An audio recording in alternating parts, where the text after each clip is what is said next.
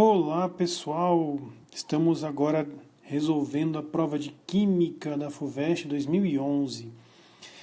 E para essa questão eu achei pertinente nós fazermos um breve resumo, de algumas características que o próprio enunciado coloca.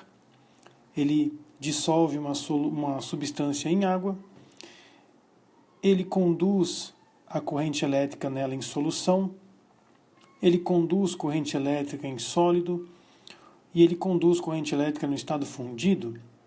Seriam essas 4 perguntas possíveis para esses 4 tipos de componentes na química. Temos compostos iônicos, moleculares polares, moleculares apolares e metais. Vou começar pelos metais, que é um pouco mais simples. Metais, normalmente, não são solúveis em água. Não vão se dissolver. Na verdade, sofre uma reação química e o negócio explode. Nem tenta botar sódio na água, hein? Pelo amor de Deus. Bom, o metal, como não vai se dissolver em água, ele também não vai conduzir em meio aquoso, em solução aquosa. Porém, ele vai conduzir no estado sólido e também fundido. No estado sólido, por conta do mar de elétrons, que é uma característica do metal. E no estado fundido, porque os seus metais vão estar com as cargas expostas, positivas e negativas, naquela sopa onde vai estar o metal fundido. Então essas 2 características conduzindo, com certeza é um metal. Isso já te ajuda em algumas alternativas, Aí eu passo para um composto molecular apolar, que, por ser apolar, não vai estar solúvel em água. Isso já implica que ele não vai conduzir em solução aquosa.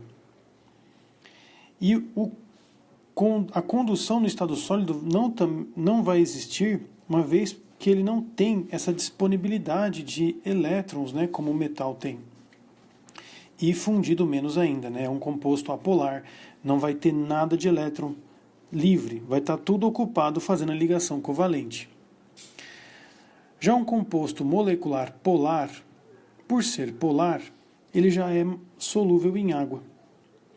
E dependendo do composto molecular, se ele é polar e pode ionizar, lembrando, aqui, ionizando, se ele pode ionizar, então ele vai poder conduzir corrente elétrica.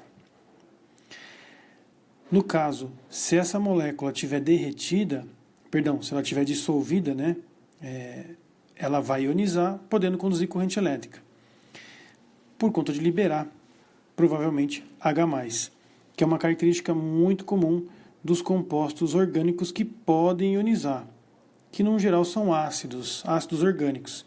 Isso já te ajuda bastante na questão. E no estado sólido, como a molécula está com as ligações covalentes ocupando, as ligações elas estão ali fazendo o seu papel, ela não vai conduzir no estado sólido, diferente do mar de elétrons do metal.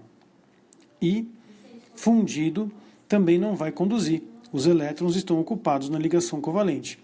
Perceba que os compostos moleculares eles não vão conduzir corrente elétrica fundidos, e nem muito menos no estado sólido, porque a ligação covalente, os elétrons estão lá, na ligação covalente ocupados.